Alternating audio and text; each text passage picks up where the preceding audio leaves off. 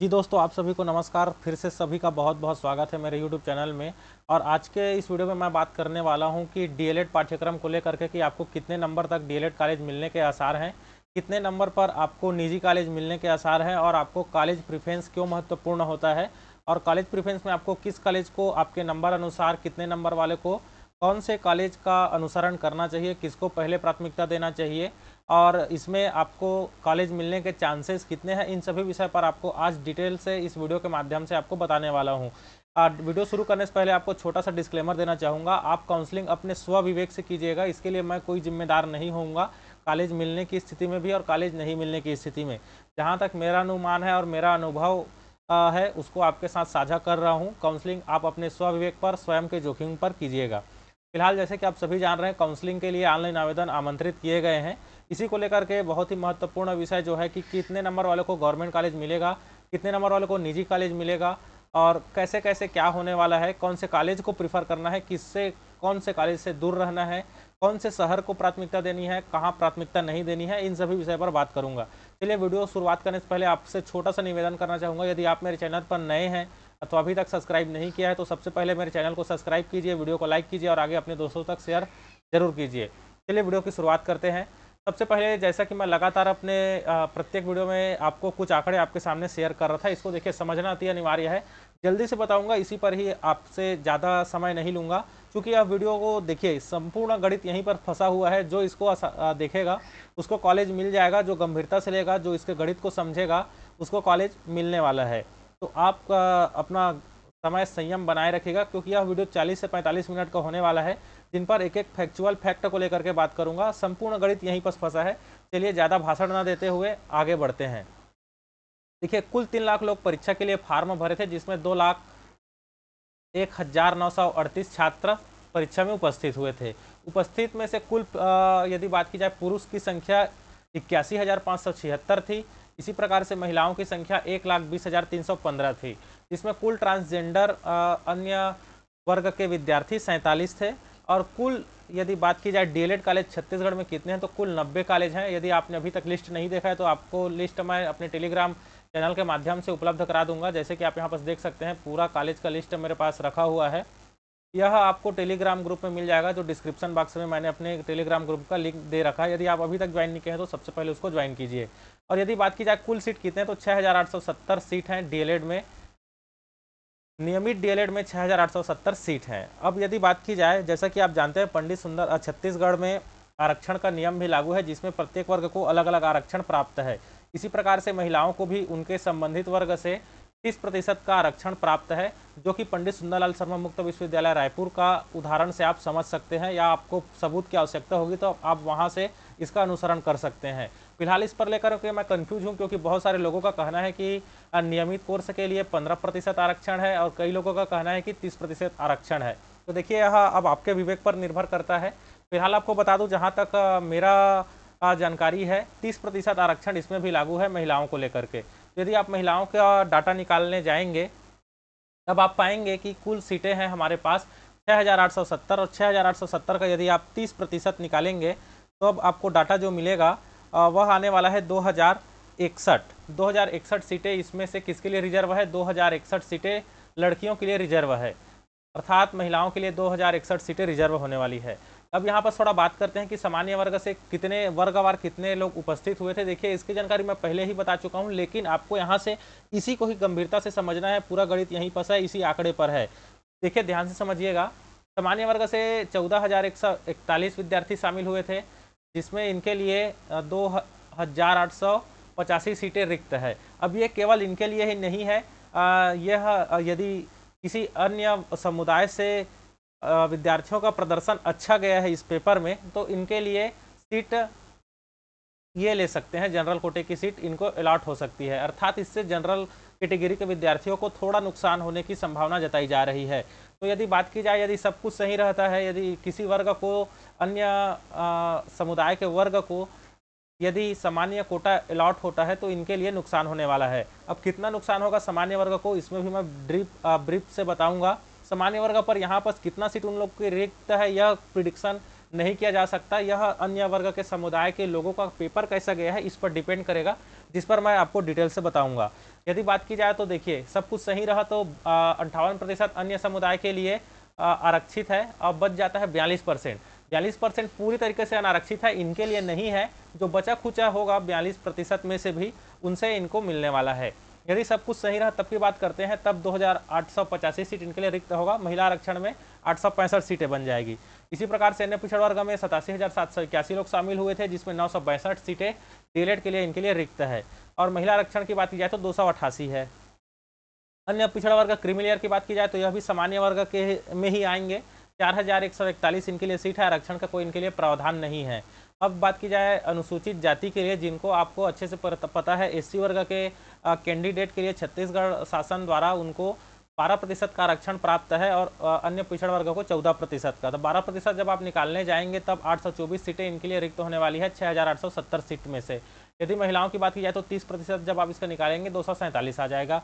इसी प्रकार से अनुसूचित जनजाति में 70,945 विद्यार्थी शामिल हुए थे, जिसमें 2199 लोग उपस्थित हुए के लिए इनके लिए सीट है और 659 सीटें महिलाओं के लिए रिक्त है। चलिए वीडियो में आगे बढ़ते हैं और यहाँ पर जानेंगे कि कितना कितना नंबर कौन कौन से को मिला है। यदि बात की जाए डीएलएड में तो 80 प्लस 4 विद्यार्थी को ही मिला है। 70 से माफ़ी चाहूँगा 75 प्लस 75 से 79 26 लोगों को मिला है। 70 से 74 नंबर 209 लोगों को, 65 से 69 के बीच 922 लोगों को। इस प्रकार से आप देख सकते हैं और स्क्रीनशॉट ले सकते हैं। इस प्रकार से आप अनुकरण करेंगे तो सबसे महत्वपूर्ण डाटा आता है वह यहाँ पर है, गणित यहाँ पर फंसेगा। देखिए सामान्य वर्ग के लिए प्रिडिक्शन करना या इनके कटअप के बारे में अभी बताना बहुत ही मुश्किल होने वाला है, क्योंकि सामान्य वर्ग की तुलना में देखेंगे जब आप डाटा देखने जाएंगे सामान्य वर्ग में कितने लोग 80 प्लस गए हैं तो केवल 1 लोग। अब यदि इसी प्रकार से बात की जाए तो सामान्य वर्ग को खतरा होने वाला है ओबीसी वर्ग के कैंडिडेट से, क्योंकि ओबीसी वर्ग के विद्यार्थियों को संबंधित कॉलेज में जनरल कोटा का सीट अलॉट हो जाएगा, मतलब यूआर अनरिजर्व कैटेगरी का सीट उनको अलॉट होने वाला है। क्यों अलॉट होने वाला है?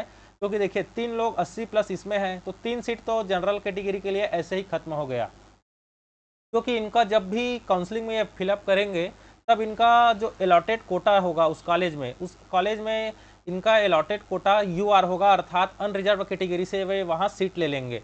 अब ये जिस भी कॉलेज में ये 3 लोग हैं जहाँ भी डालेंगे उस कॉलेज के लिए जनरल सामान्य वर्ग के विद्यार्थियों के लिए खतरा बनेगा। इसी प्रकार से बात की जाए सामान्य वर्ग में, देखिए 75 प्लस कितने हैं? 13 लोग हैं।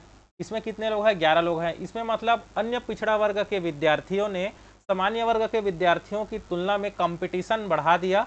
सामान्य वर्ग के विद्यार्थी का यदि बात की जाए उच्च अंक में तो वे पीछे रह गए हैं, बजाय किसके? अन्य पिछड़ा वर्ग के विद्यार्थियों की तुलना में। अब अन्य पिछड़ा वर्ग को यह फायदा हो जाएगा कि जो उनका अलॉटेड सीट रहेगा वह अलॉटेड सीट उनको यूआर मतलब अनरिजर्व कैटेगरी से अलॉटेड हो जाएगा। इसी प्रकार से देखिए 70 प्लस में संख्या कितनी है ओबीसी वालों की? 128, और यदि इसमें बात की जाए तो 58। अब चूंकि देखिए सामान्य वर्ग के लिए दिक्कत यही रहता है कि 80, 75 और 70 इनके बीच जितने भी विद्यार्थी हैं इनको क्या होने वाला है, इनको सीट मिलने के आसार ज़्यादा रहते हैं, क्योंकि जनरल वर्ग के लिए कोई आरक्षण नहीं है, ये अनारक्षित रहते हैं। तब इनके लिए खतरा होने वाला है 70 प्लस तक के अंक वालों को। जहाँ तक मेरा अनुमान है जिस भी विद्यार्थी जो ओबीसी से है, अर्थात 128 छात्र ऐसे हैं जिनका 70 प्लस अधिक नंबर है, ये जिस भी कॉलेज में डालेंगे 128 में से लगभग आप यदि इनका 1/3 भी निकालेंगे तो यह आपका डाटा लगभग देखने को जाएगा 80 से 85। इसमें ऐसे स्टूडेंट होंगे जिनको यूआर कैटेगरी अर्थात जनरल कैटेगरी से सीट अलॉट हो जाएगा। अब 80 से 85 सीट किनके लिए कम हो जाएगी? सामान्य वर्ग के विद्यार्थियों के लिए कम हो जाएगी। तो इसीलिए यहाँ पर इस आंकड़े को समझना बहुत ही अनिवार्य है। अब आपको मैं बताऊंगा कि सामान्य वर्ग के विद्यार्थी को कौन कॉलेज का प्रेफरेंस करना चाहिए, अन्य पिछड़ा वर्ग के विद्यार्थियों को कौन से कॉलेज का प्रेफरेंस करना चाहिए। अब देखिए इनका जब यह सीट अलॉट हो जाएगी अनरिजर्व कैटेगरी से, तब फायदा किनको होगा? अन्य पिछड़ा वर्ग के ऐसे कैंडिडेट जिनका नंबर 65, 60, 55 आया हुआ है, इनको फायदा होगा। अब देखते हैं कि अन्य पिछड़ा वर्ग के लिए कितना जाएगा कॉलेज, उनको कौन सा कॉलेज प्रीफर करना है। जिनको 60, 55, 50 तक आया हुआ है उनको कौन से कॉलेज देखने चाहिए, सामान्य वर्ग को कौन से कॉलेज, शासकीय कॉलेज कितने अंक तक मिलने के आसार हैं, इन सभी विषय पर मैं बात करूंगा। तो देखिए यहाँ से अब मैं बता रहा था कि इनके लिए अनारक्षित सीटें रहती है, तो इनके लिए आरक्षित सीटों की संख्या कोई तो फिक्स रहती नहीं है। जहाँ तक मेरा अनुमान है, अब सभी जैसे कि अभी ओबीसी का उदाहरण दिया, ठीक इसी प्रकार से आप एससी में जाएंगे। एससी में देखिए कितने लोग 80 प्लस हैं, इसमें नहीं है, तो ज़्यादा खतरा सामान्य वर्ग के विद्यार्थियों को एससी स्टूडेंट से नहीं है। अब 75 प्लस की बात की जाए, इसमें भी एक ही है, 70 प्लस 14 है। अब देखिए एससी वर्ग के विद्यार्थी 14 लोग में से ऐसे भी विद्यार्थी हैं जिनको यूआर कैटेगरी से सीट अलॉट होगा। अब मान लेते हैं 14 में से कम आपको देखने को मिलेगा 8 लोग को तो यूआर कैटेगरी से ही सीट अलॉट हो जाएगा एससी वर्ग के विद्यार्थियों को, क्योंकि 70 प्लस की संख्या इनमें भी अधिक है। अब इसी प्रकार से यदि बात कर लेते हैं एसटी वर्ग के विद्यार्थियों की, कितना कितना उनको कैसा नंबर मिला है, तो एसटी वर्ग से सामान्य वर्ग के विद्यार्थियों को ज़्यादा खतरा नहीं होने वाला है, क्योंकि देखिए सीटों का नुकसान उनको नहीं होगा, क्योंकि इनमें 70 प्लस छात्रों की संख्या उतनी ज़्यादा नहीं है। फिलहाल इनको सबसे महत्वपूर्ण खतरा होने वाला है अन्य पिछड़ा वर्ग के विद्यार्थियों से, जिनको यूआर कैटेगरी का सीट अलॉट होने वाला है। और जितना खतरा सामान्य वर्ग के विद्यार्थियों को होगा, उतना ही फायदा अन्य पिछड़ा वर्ग के विद्यार्थियों को होगा, क्योंकि उनके जो कॉम्पिटिटर हैं सामान्य वर्ग, माफी चाहूंगा, अन्य पिछड़ा वर्ग के जितने भी कॉम्पिटिटर हैं वे चले जाएंगे यूआर कोटा में, तो उनका सीट खाली होगा, मतलब ओबीसी का सीट खाली होगा। तो जब ओबीसी का सीट खाली होगा तो इस संख्या में बढ़ोतरी होगी। तो आप देख सकते हैं वर्ग अनुरूप 962 सीटें हैं, तो जब इनमें से विद्यार्थी इसमें छलांग लगाएंगे तब यह सीटों की संख्या में बढ़ोतरी आसानी के साथ होगी। बढ़ोतरी नहीं होगी, यह इतने ही होंगे, लेकिन जो कम नंबर वाले हैं उनके चांसेस ज़्यादा बढ़ेंगे। तो चलिए फिलहाल अब सबसे पहले बात करते हैं, आप इस आंकड़े को देखिएगा कि कौन से वर्ग में कितने कितने नंबर वाले कितने प्राप्त हुए हैं, इनका सामान्यतः कटअप क्या जाएगा। इस पर मैं पहले वीडियो बना चुका हूँ, जिसका लिंक आपको डिस्क्रिप्शन बॉक्स में दे रखा है। उस वीडियो का आप डिटेल से अवकलन कीजिएगा, उसके बाद आपको पता चल जाएगा कि कितना कितना किस वर्ग में कैसा कैसा कंपटीशन है। अब यदि बात की जाए तो आप यहाँ से स्पष्ट रूप से देख सकते हैं। सबसे पहले सामान्य वर्ग के लिए बात करते हैं कि सामान्य वर्ग वाले विद्यार्थी किनको किनको गवर्नमेंट कॉलेज मिलने के आसार हैं। देखिए अब यहाँ से 75 प्लस वाले छात्रों की कुल संख्या कितनी है समस्त वर्ग को मिलाकर, इस पर हमको देखना होगा। तो कुल 26 लोग हैं। इसी प्रकार से सबसे पहले तो हमको यह जानना पड़ेगा कि कुल कितने गवर्नमेंट कॉलेज हैं, क्योंकि अभी शासकीय विद्यालय पे बात कर रहे हैं। निजी विद्यालय के विद्यार्थी आप इस सभी फैक्ट को समझिएगा, यदि आप स्किप करेंगे तो आपको भी पछताना पड़ जाएगा। इसीलिए सभी वर्ग के विद्यार्थी जिनका भी 50 प्लस नंबर है अथवा जिनका 45-40 है, उनके क्या संभावना है, इन सभी पर मैं बताने वाला हूँ डिटेल से। इसीलिए आप वीडियो पर बने रहिएगा, वीडियो 40-45 मिनट का जाने वाला है। अब जैसे कि देखिए यहाँ से सबसे पहले हमको जानना होगा कि भाई कितने गवर्नमेंट कॉलेज हैं और उसमें कितने सीटें हैं। तो सबसे पहले चलते हैं, देखिए रायपुर में कुल कितने हैं, 100 सीट है, एक गवर्नमेंट कॉलेज यहाँ से हो गया। मैं समस्त शासकीय संस्थानों की लिस्ट आपके बीच लेकर के आया हूँ। दूसरा यदि बात की जाए बेमेतरा में 100 सीट हो गया, 2 कॉलेज हो गए, गिनते जाइएगा, 200 हो गए शासकीय सीट। यहाँ से आ गए 300, 400, 500, 600, 700। सभी पर डिटेल से बात करूँगा। 700 सीट हो गया, और आगे बढ़ते हैं 800 सीट हो गया, और 850 सीट हो गया, 950 सीट।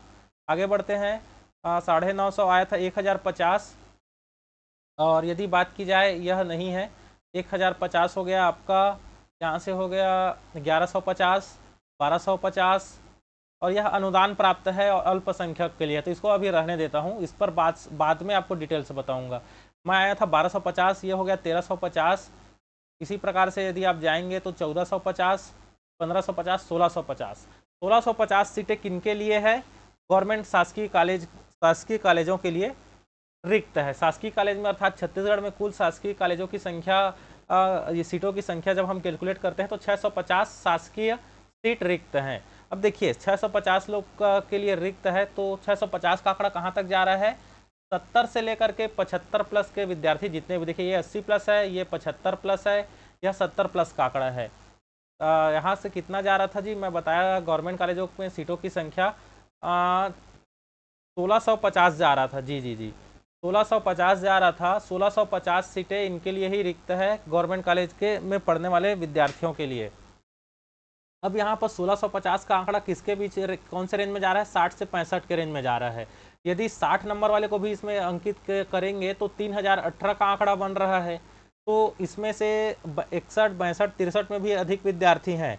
यदि हम बात करें जाए इसमें 64 प्लस, तो जिनका भी 64 प्लस से अधिक नंबर है उनका, अभी फिलहाल मैं वर्ग पर बात नहीं कर रहा हूँ, समुदाय पर बात नहीं कर रहा हूँ, जिनका भी नंबर 64 प्लस है डीएलएड एग्जाम में, उनके चांसेस है गवर्नमेंट कॉलेज मिलने के, क्योंकि 64 प्लस वाले विद्यार्थियों की संख्या ही उतनी है जितनी गवर्नमेंट कॉलेज में सीटें रिक्त है।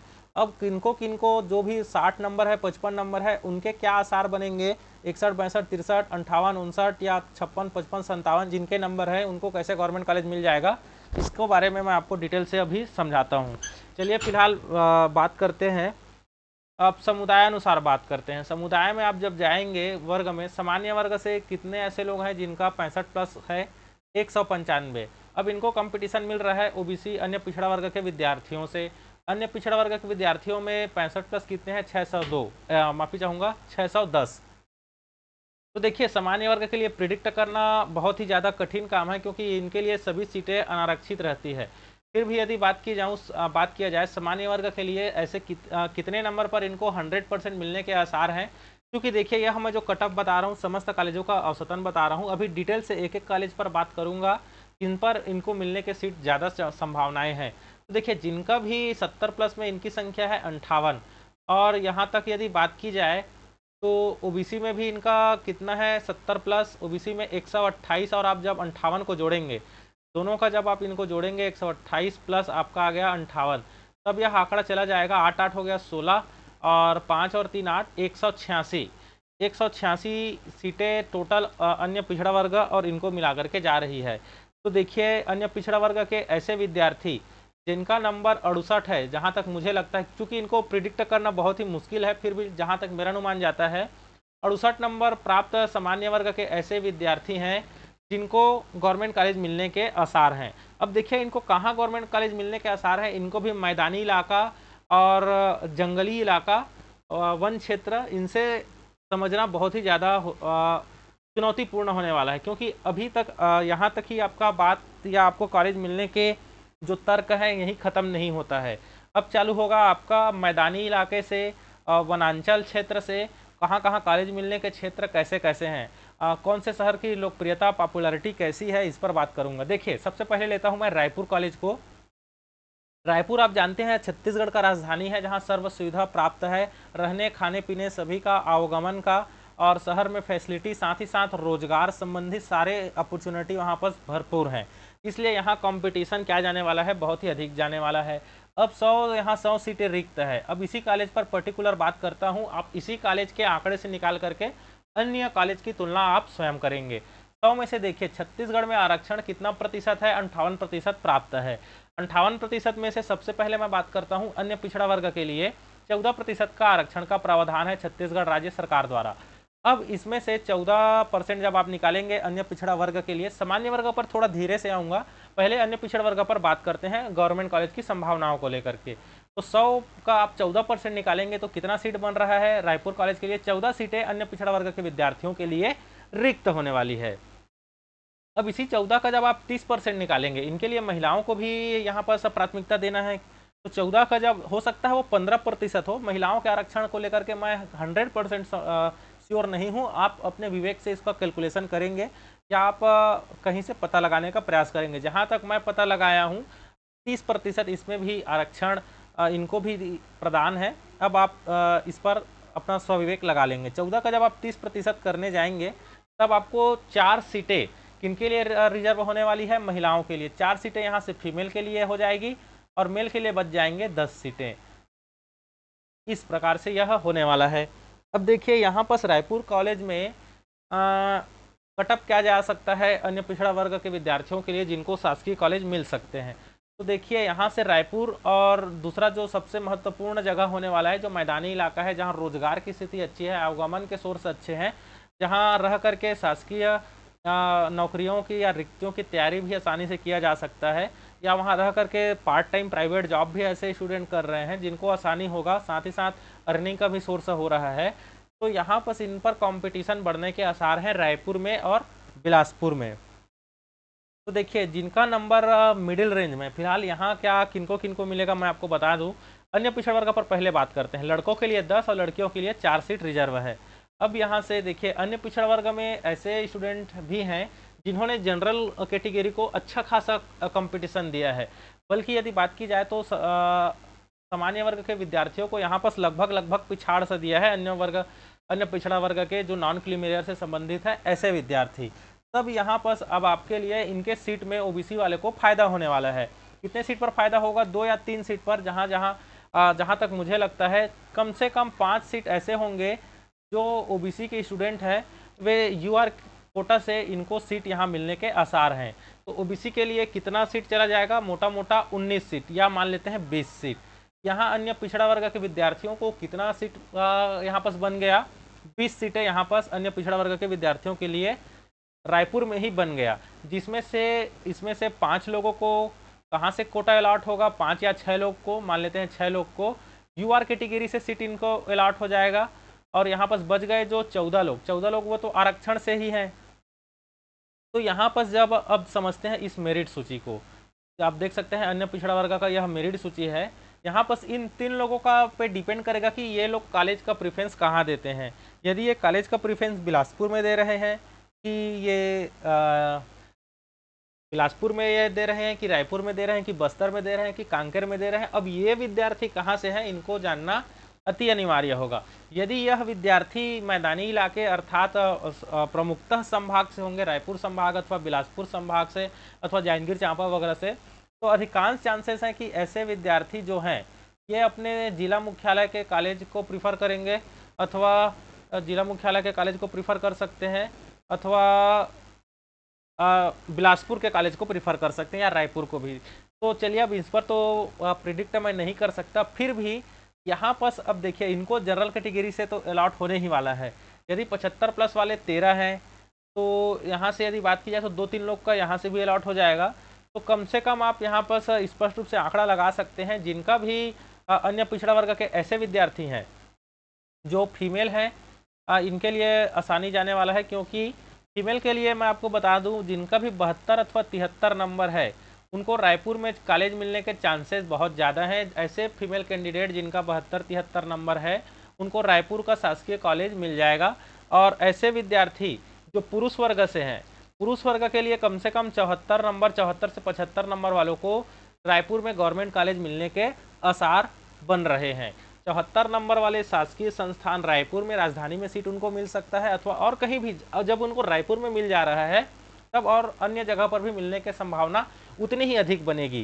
यदि बिलासपुर की बात की जाए तो बिलासपुर में और ज़्यादा कंपटीशन देखने को मिलेगा बिलासपुर के कॉलेज में, क्योंकि बिलासपुर में पीएससी, व्यापम वगैरह कोचिंग संस्थानें ज़्यादा संचालित है, लाइब्रेरी वगैरह समस्त सुविधाएं हैं। रोजगार की दृष्टि से देखा जाएगा तो भी वहाँ समस्त मूलभूत सुविधाएं, समस्त सुविधाएं प्रदान हैं।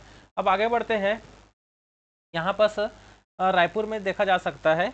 अब अन्य वर्ग पर बात करते हैं थोड़ा। अन्य वर्ग पर जब हम चलेंगे, एससी वर्ग पर इसके बाद चलते हैं, तब एससी वर्ग के लिए कितना प्रतिशत आरक्षण प्राप्त है भाई? 12% आरक्षण किसके लिए प्राप्त है?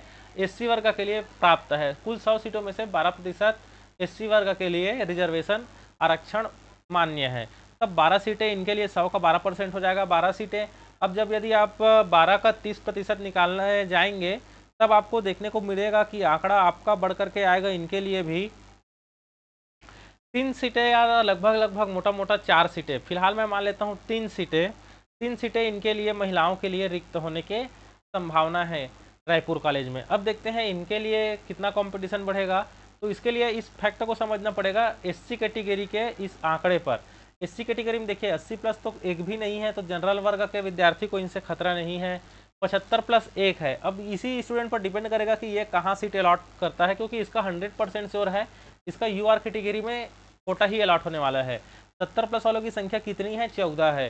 तो देखिए रायपुर में टोटल सीट कितने हैं भाई? 12 हैं। और इसमें से कई लोग जिला मुख्यालय अर्थात डाइट का भी सिलेक्शन करेंगे, सभी लोग रायपुर आएंगे, इसका कोई संभावना ही नहीं है। तब इसका कटअप जो है वो जाने वाला है हल्का सा यहाँ पर 65 प्लस वाले जिनका भी डेट ऑफ बर्थ नज़दीक होगा।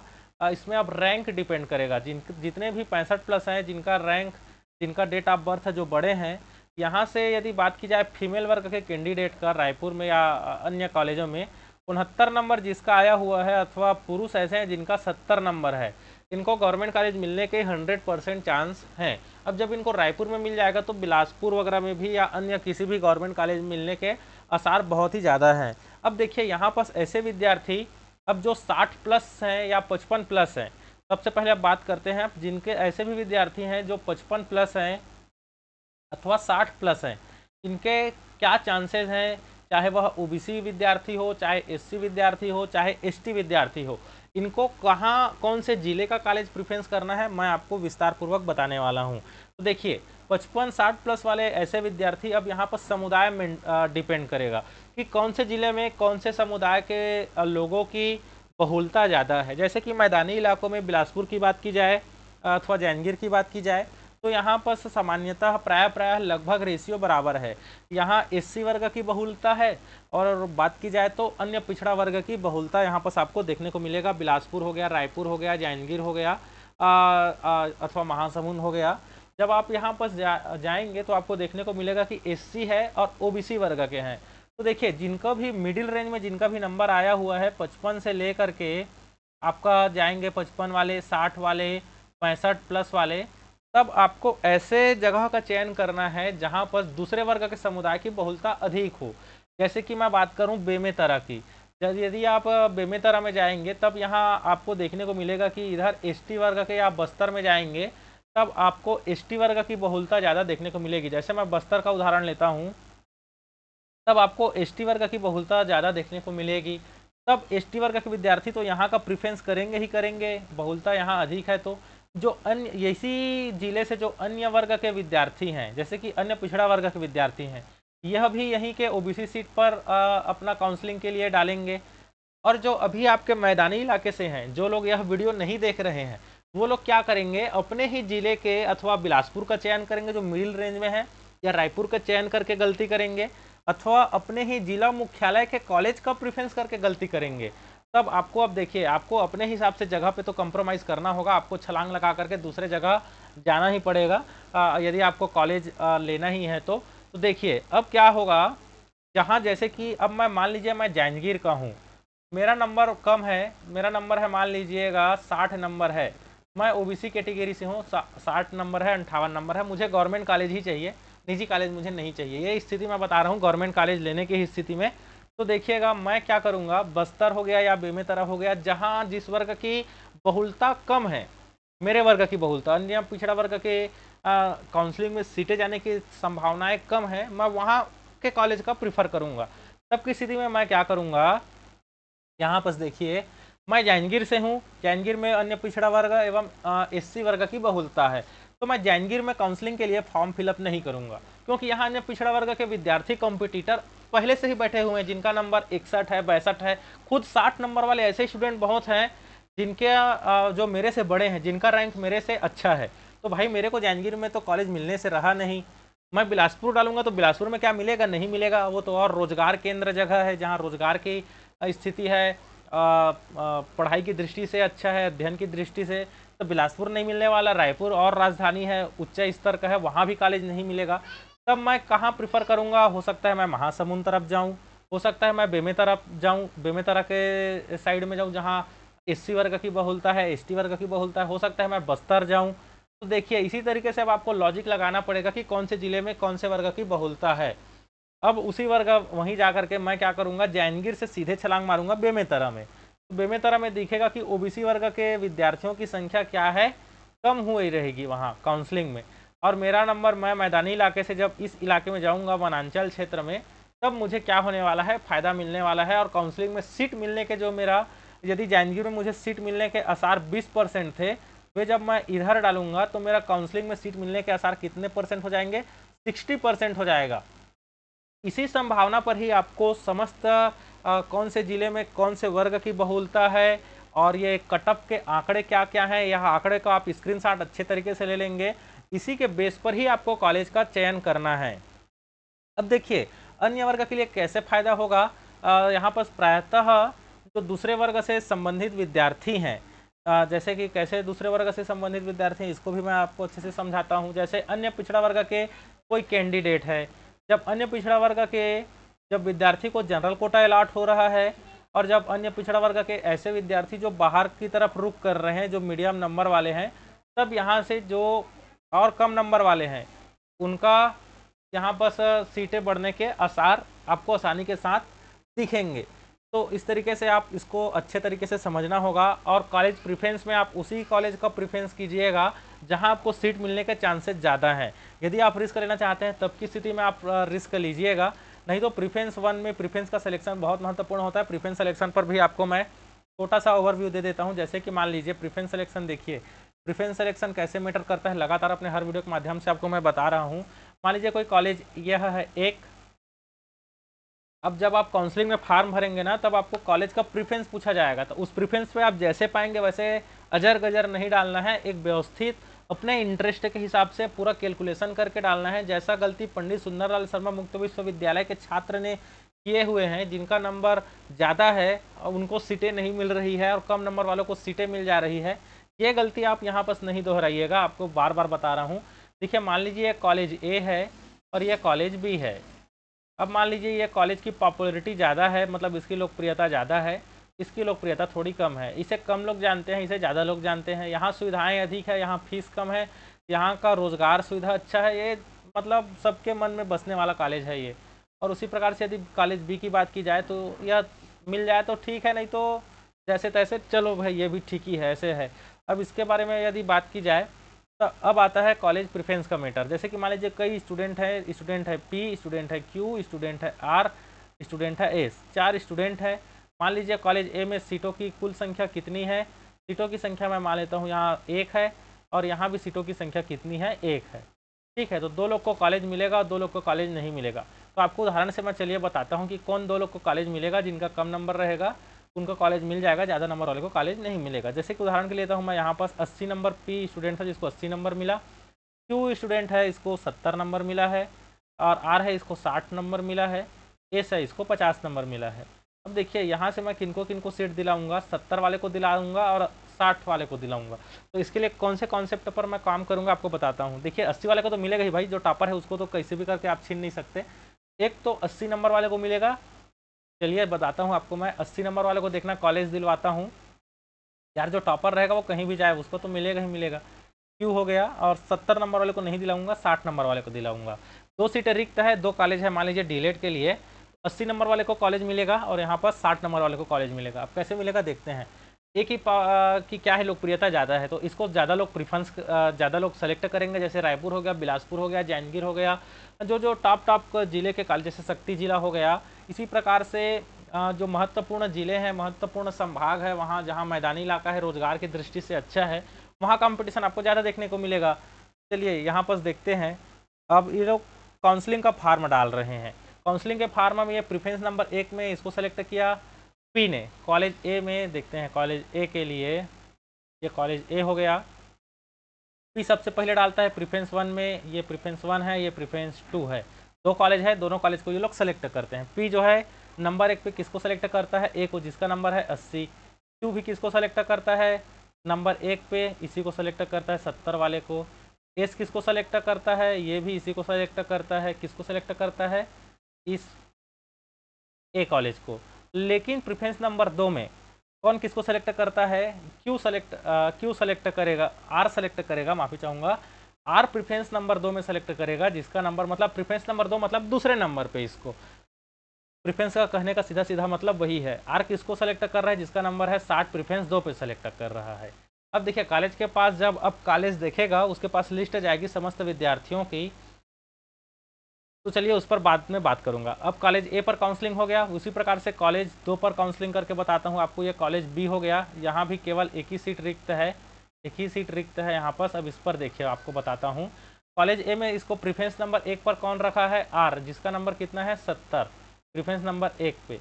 और बाकी लोग इसको प्रेफरेंस नंबर 2 पर रखें। प्रेफरेंस नंबर 2 पर कौन कौन रखे हैं, पी है जिसका नंबर 80 है, क्यू है जिसका नंबर 70 है, और एक ठो एस है जिसका नंबर 50 है। इन्होंने इसको 2 पर रखा है। अब कॉलेज के पास मेरिट जाएगा। अब काउंसलिंग का लिस्ट जारी करने का समय आ गया। अब कॉलेज ए देखेगा कि प्रेफरेंस 1 में सबसे पहले वो प्रेफरेंस 1 को ही देखेगा, प्रेफरेंस 2 को देखेगा ही नहीं।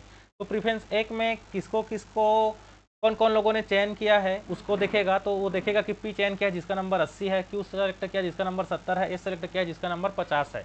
अब यहाँ पर सबसे महत्वपूर्ण बात यह होगी कि इसी में वो मेरिट बनाएगा। तो मेरिट में सबसे ज़्यादा नंबर किसको प्राप्त है, यहाँ पर आप ही बताइए। पी को प्राप्त है, तो पी को सीट आवंटित हो जाएगा। एक सीट था, एक सीट फुल हो गया। क्यू को नहीं मिलेगा, एस को नहीं मिलेगा, आर को नहीं मिलेगा। खत्म कहानी यहाँ से। इसी प्रकार से जो कॉलेज बी है ये भी देखेगा कि मुझे किसने सेलेक्ट किया है प्रेफरेंस 1 में। प्रेफरेंस 2 को तो ये देखेगा ही नहीं पहली बार में, तो प्रेफरेंस ये 1 में देखेगा तो इसका सेलेक्ट किया है आर ने। जिसका नंबर 70 है, ये आर को सीट अलॉट कर देगा, यहाँ भी सीट फुल हो गया। पी को तो पहले ही मिल चुका था उस राउंड में, ये तो गया ही गया। ये इसका कम नंबर है, इसको तो मिल ही नहीं रहा है। क्यों बेचारा, जिसका नंबर कितना था 70 था, अच्छा माफी चाहूँगा 60 को नंबर 60 मिला था उस समय। यहाँ पर देख सकते हैं आर को 60 नंबर मिला है, यहाँ पर मैं टाइपिंग मिस्टेक कर दिया था, इसको 60 नंबर मिला था। ठीक जी, तो आर जिसका नंबर 60 मिला हुआ है इसको कॉलेज मिल गया, लेकिन किसको कॉलेज नहीं मिला, क्यू को नहीं मिला। क्यू बेचारा इधर ही रह गया। तो इसी प्रकार से काउंसलिंग होता है, आपको यहाँ से कोई गड़बड़ी नहीं करनी है।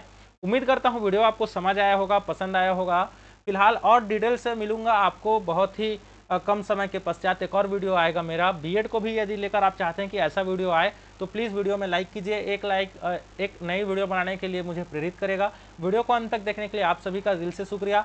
आप सभी को गणेश चतुर्थी की पुनः हार्दिक शुभकामनाओं सहित मैं साकेत जलतारे आप सभी से अलविदा लेता हूँ। इस वीडियो में इतना ही। आप सभी को नमस्कार, जय जोहार, राम राम।